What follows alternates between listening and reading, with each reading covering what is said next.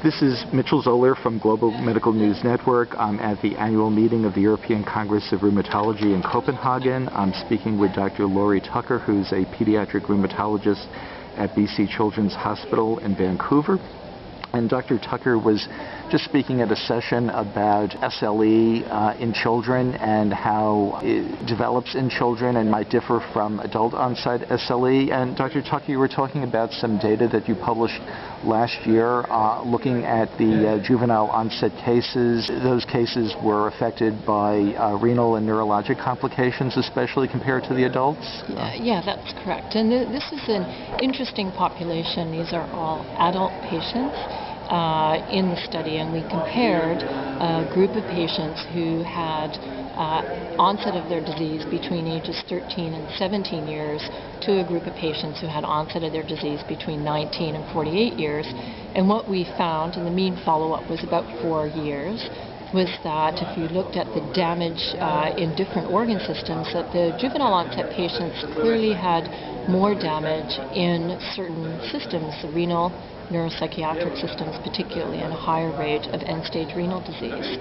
And you could easily say that this is obviously important because these are major organs. It indicates a need for more aggressive treatment to prevent long-term damage in those systems. And what would be some of the specifics of that aggressive treatment that you might apply? Well, I think most pediatric rheumatology centers would treat children who have renal and neuropsychiatric disease with high-dose corticosteroids and immunosuppressive agents, whether that is cyclophosphamide, azathioprine, or mycophenolate.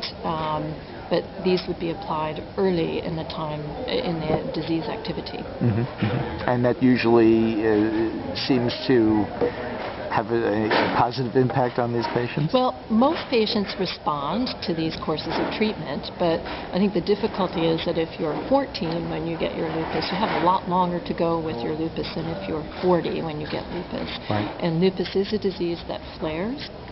We know that at least the majority of our patients are going to continue getting flares into adulthood, and so the concern is that they are accumulating damage at a rapid rate, and this can impact their ability to function later on.